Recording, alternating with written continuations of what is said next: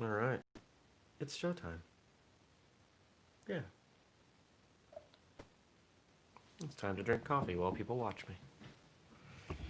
Because that's a thing that I do. There you go. You gonna come sit with me, cat? Hi. Not on me. You can't be on me. Good morning, everybody. Welcome. Today is Friday, August 7th, 2020. My name is Jeremy, and this is a very full cup of coffee. My first cup of coffee. Oh, man. Went to bed late, so yesterday was a far better day than Wednesday. I worked really hard to make yesterday a better day. What did I do? I got some good work done. Went to the gym, hung out with friends, ate some good food. What else happened? Did some client work. Oh, met with a potential client who looks like they're going to become a client, and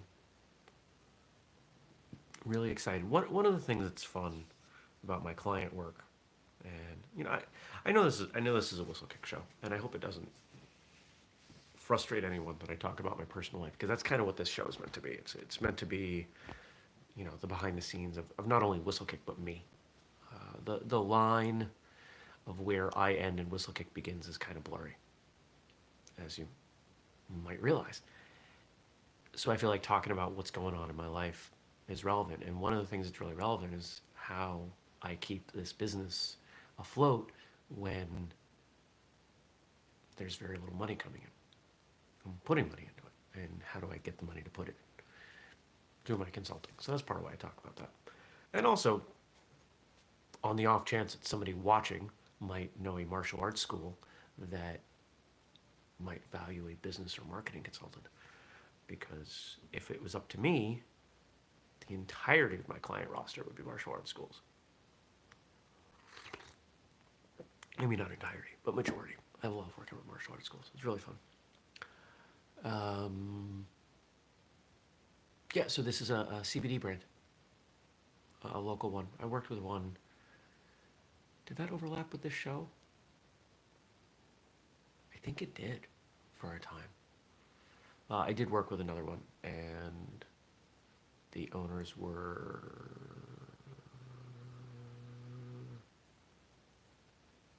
not the best people. They had not done their work.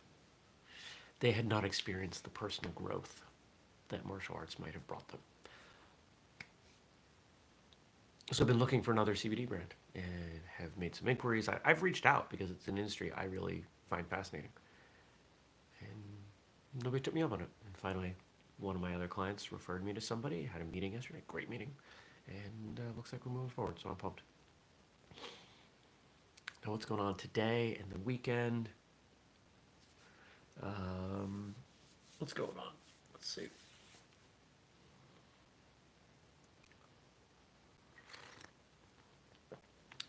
Client meeting today, and then just doing a bunch of work. I'm going to be exercising the world's cheapest meeting or workspace, which is a Panera under the unlimited coffee plan. I don't know if, I assume Panera is nationwide. If they're not, for those of you who may not know, Panera is one of these kind of fast casual, decent food, a lot of bread. Everything's got bread involved. And the food's decent. And around here, it's hard to find coffee shops that have parking, especially coffee shops that don't mind you sitting down for a few hours. Well, guess what? Nobody's hanging out in Panera right now, so I can go and stay all I want. And they did this plan where for $8.99 a month, you can get basically all the coffee you want. There are a few restrictions on it, but they're ridiculous. And so I'm on that plan. So I walk in, I'm like, hey, give me coffee, so then I don't feel guilty about sitting there. And I sit there for 3 or 4 hours, and I drink my coffee, and I do my work. And if I feel like getting food, there's food there too. It's a pretty sweet setup. So I'll do that, and once I'm done with my work, I'll be done for the day. Hanging out with a friend tonight, going for a motorcycle ride with a friend tomorrow. And then Sunday I'll probably work in the yard. The weather's supposed to be decent. There's stuff to be done. I wonder if the landscaper's going to come today, because he hasn't mowed in a couple weeks, and it's kind of jungly out there. I don't know. He just shows up when he wants to. It's fine. He's also a client. We trade, so I'm far down on the list, and that's okay. Anything else? Anything else? Anything you would like to report?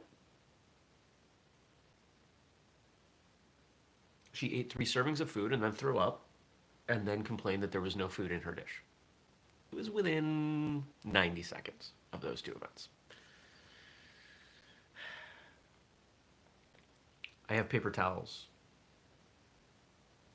and 90% of my paper towel usage is cleaning up cat vomit. It's gross.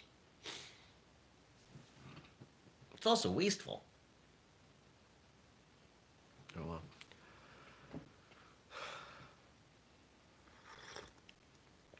All right, so here's the thing. Current coffee setup. Okay, so still using the pour over. 2 heaping tablespoons, of fresh coffee through a. Oh, that's right. Good luck on the virtual breaking tournament this evening. To Stacy, to Laura, Team Smashy Smash. I'm sure you will do great. And if I'm somewhere I can watch, I will watch. I will do my best to watch. 2 heaping tablespoons of coffee that just went through a burr grinder, dash of salt, and yeah, I've been running the water through at 212. I've been boiling the water in the kettle, and it's pulling out a little more flavor. So that's where I'm at with this.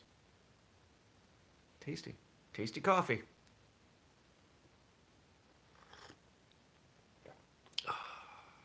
It's a great cup of coffee, right, Zuza?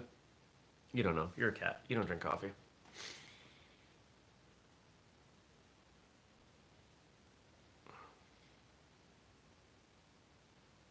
Let's see what we got for questions and comments. Look like a number of people wrote some stuff in.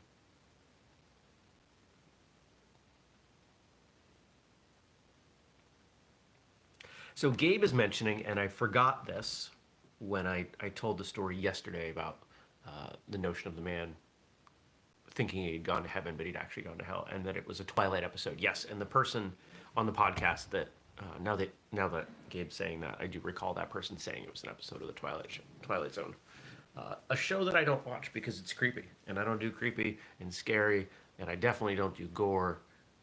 There's been enough creepy and scary in my life. I don't need it. I don't need it for entertainment, with the exception of Supernatural. I do enjoy that show. And apparently it's ending because Jared Padalecki is going to be the new Walker, Texas Ranger. Which is just so strange to me. I don't know that he has the charisma for that. We'll find out. We will find out. So thanks for clarifying that, Gabe. Jen has a comment. Gabe's other half. Just wanted to say thank you so much for the birthday wishes. It was the best day. This was Wednesday. And Gabe pulled off an awesome surprise party. And a question because you asked for them. In light of the limitations currently placed on us as school owners, instructors, do you think it wise to start brand new students, say kids, with online or Zoom classes? I hesitate because there's nothing like being able to physically help students as they start out their training. Giving them a solid foundation is so important, but making kids who were excited to try martial arts wait until we can all meet again doesn't seem wise or kind. What are your thoughts? Don't make them wait. I think we have enough things against us as martial artists, as martial arts instructors, as the martial arts industry, that when someone wants to start, don't tell them no, don't make them wait. It's pretty much the number one rule in sales. It's it's critical. So if we're going to say yes, yes, you can start. The question then becomes, how do we make it as effective as possible for them? And the answer is, it's one-on-one early on. This is where a lot of instructors have trouble because their curriculum is so haphazard. If you think about what you teach, if it's been codified, if a white belt is expected to know this, this, and this in order to test for their yellow belt, just for example, you should spend at least 80% of the time teaching them those things. Is it appropriate, let's say, I'll think of my curriculum because ironically enough, this is still stuff that's in my head even though I haven't had my school in a long time. White belts have to learn front kick, knee, side kick, roundhouse kick, back kick. That's what I was brought up with. That's what I like. That's what I agree with. I shouldn't say agree because there's nothing wrong with doing it. That is based on my stuff. That's what I would teach for kicks. Now, let's say you've got a class where that white belt shows up. They're doing well, and there are a bunch of yellow belts and up in the group. Nothing wrong with going over axe kick, which I would plug in as a yellow. Nothing wrong with throwing that in there. Do they have to know it? No. You let them know. You don't have to know it. So how do we take that back into Zoom? There is a basic level of competency that any student has to have in order to step into class. Think about what happens when you generally have a new student. What do? In most schools, if it's a mixed curriculum, mixed class, a high rank is going to pull them aside and they're going to work over stuff, certain things. They're going to work on those kicks. They're going to work on whatever it is. But once they're decent enough with those that they can be left kind of on their own, you bring them back into the mix with class and you say, all right, class, we're going to do this, this, and this. If you don't know that movement, you do this movement instead. You know, maybe you're doing drills or whatever. So that time where you would pull someone aside, pull them to the back of the class with the high-ranked student, that needs to be done one-on-one. And if you think of that time, I am sure that you can come up with stuff that can be expressed over video. For example, I have, and I've not solidified this, and honestly, maybe now is the time to do this. If somebody out there wants to work with me on this, we can do this together. You can teach anybody to pick up their knee. Once you teach them picking up their knee, and if they're a kid, you teach them to march. From that picking up the knee part, you can teach every kick. Knee up, flip the foot. That's a front kick. Knee up, flip the foot. That's a front kick. Knee up, stomp to the side. That's a low side kick. Knee up, stomp behind.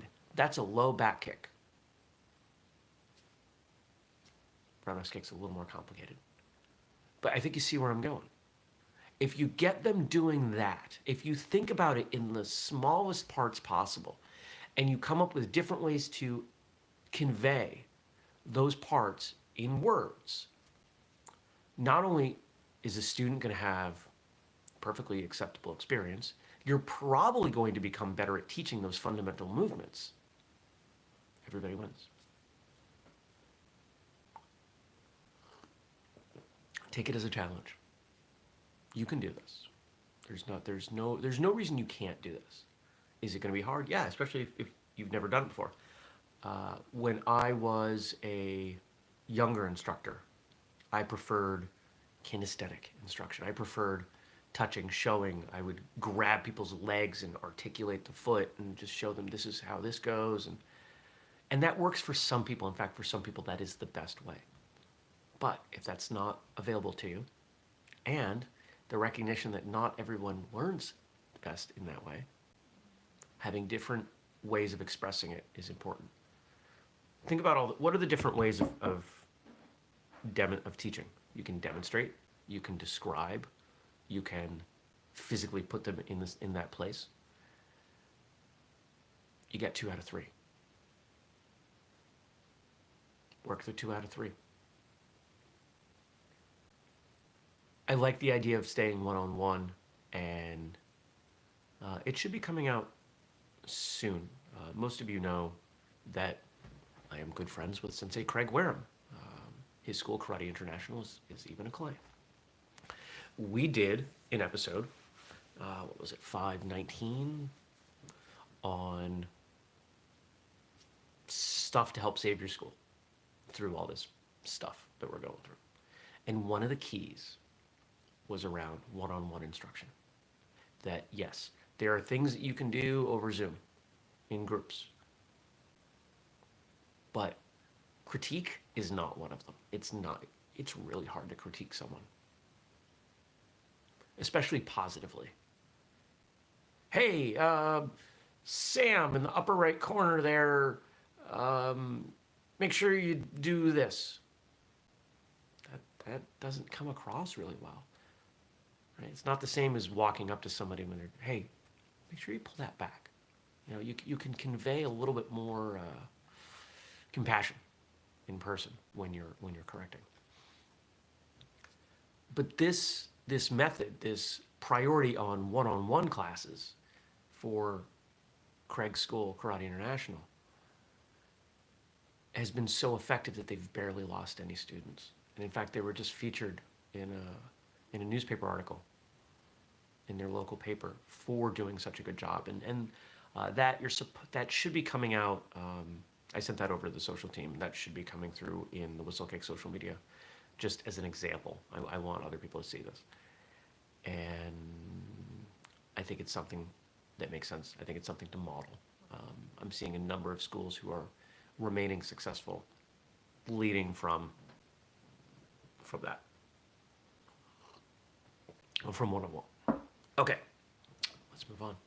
I hope that answers your question, Jen, and I am glad to hear that you had a fantastic birthday. And good job, Gabe, pulling it off.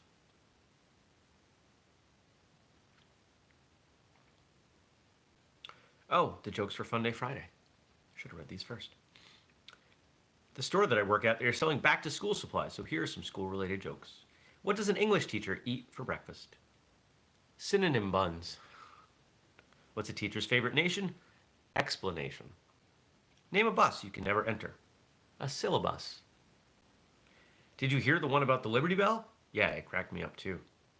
Why did Arthur have a round table? So no one could corner him. Oh, this is great. What do you call friends who love math? Algebros. That's one of the best ones you've ever posted. Who invented algebra? A clever expert. Good times. All right. And we got 5 quotes coming through. 4 out of 5 are from the Gracie family. Focus on the future for 50%, on the present for 40%, and the past for 10%. Masaaki Hatsumi. We talked about this recently, the idea that you can't change the past, so take the lessons from it and move on. Otherwise, you're dwelling and you're wasting energy.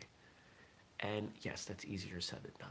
It is, because in another sense, the past is all we have.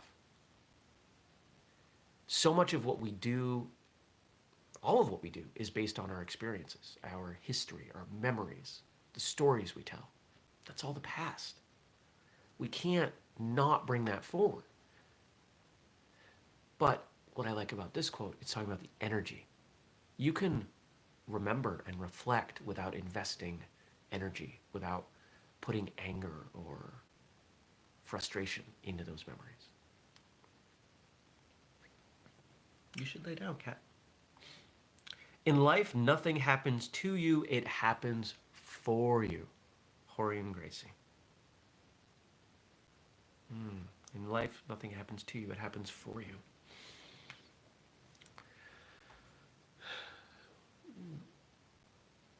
We are so self-centered. We are. It's just part of our humanity. It's part of being alive. We define everything that goes on around us by looking at how it impacts us. Thus, if something happens, we tend to take it personally. That person said that because they hate me. Probably not. Could they have shown you more regard? Maybe. But it's probably about them and not about you. This crummy thing that I'm dealing with this week, it's not about me. It's about other people and their needs and what's important to them. Was I caught in the middle of that? Did I suffer the consequences of that? Yeah, it sucks. But it creates opportunity.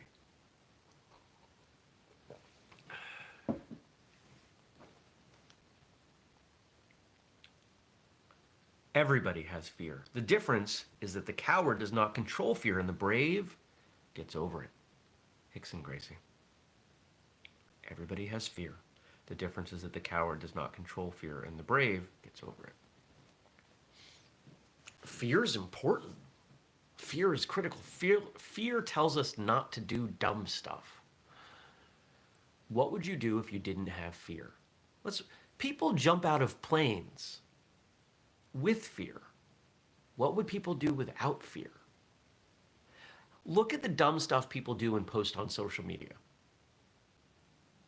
If we didn't have the restriction, the limiter of fear, people would be jumping off the top of buildings, live streaming it without parachutes to get views. They're like, yeah, I'm gonna die, but so what? We need that. It's part of what allows our species to survive. Fear is useful. It is a tool. It tells us something.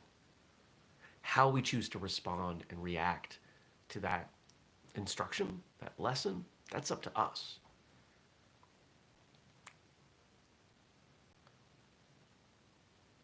The next time I walk into a new martial arts school and put on a white belt, I will be afraid. But I'll be afraid because it's new and different and exciting, and I don't know what to expect.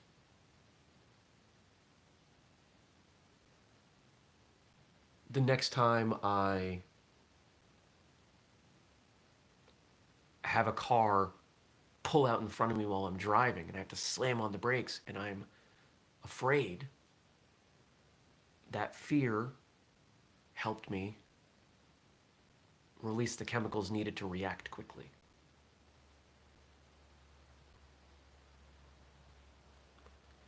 When a friend suggests, hey, let's go skydiving, that fear says, no, that's not for me. That's not worth the risk. Fear is a tool.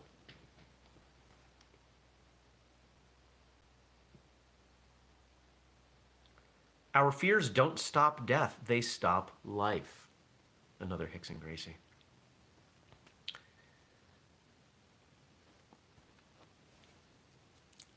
The greatest fear that I'm aware of is a fear of success.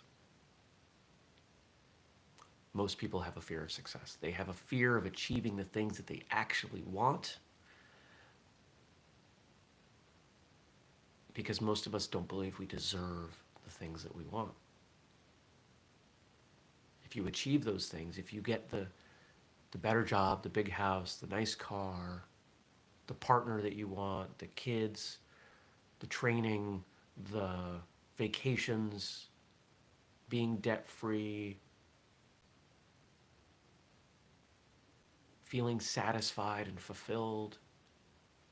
If we have all those things, then we can lose them, and that's sad. Or we have to maintain them, and that's hard. Or we don't deserve them because we innately don't feel we're valuable enough. These are all real things. People deal with this constantly. I have some fear of success. Absolutely. It shows up from time to time. I see it. Makes it a little easier to deal with, but it's still there. The best example for this, take a look at lottery winners. Most of them have lost all their money, regardless of how much they win within a few years. They didn't earn it. They don't feel they deserve it. So they throw it away. Allow fear to guide what is allow fear to tell you what's important to you. Don't let it determine the actions. And our final quote for the day. The most important thing is not victory. The most important thing is don't get defeated. Rickson Gracie once more. Such an important distinction.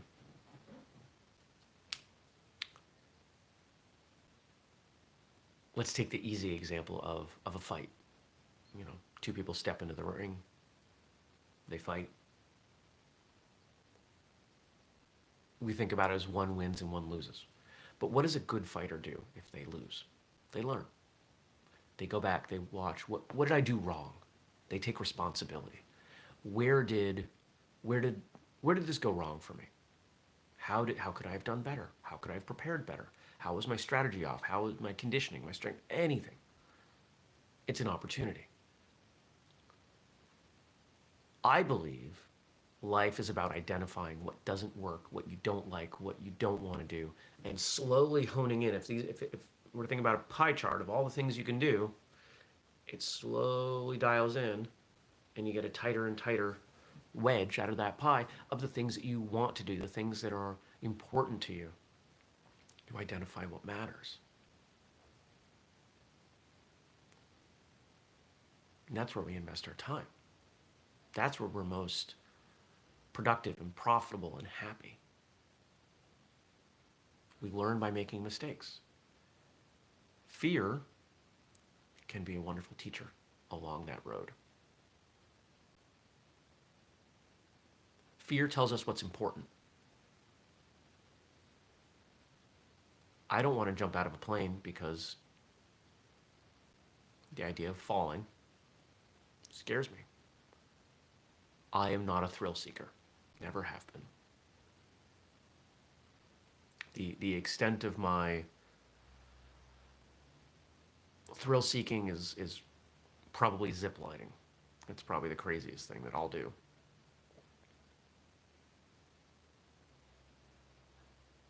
I'm just not wired for it. Some people are. Totally fine.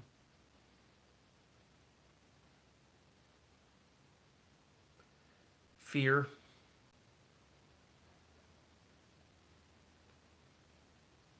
We would not have gotten to where we are without fear. You would not be sitting where you are. I would not be sitting where I am if fear were not part of our lives. So, recognize that, value that. And the next time you feel afraid, dig in. Why? What is it telling you? What can you learn from it? How can it make you better? Inside and outside of training. Good stuff. Great way to close up the week. Thank you to Jen. Thank you to Frank. Thank you to Gabe for your comments. Thank you as always to Frank for your behind the scenes work. Now, I hope you have a great day, great weekend. I will see you back here on Monday. Please leave me some questions, comments, feedback, quotes, whatever for me to respond to. I hope whatever you do, it's just pay attention to the fear. If you want to support the work we do here at Whistlekick, make a purchase at whistlekick.com, join the Patreon, share something. Hey, stop digging. I will see you back here on Monday. Take care, everybody. Peace.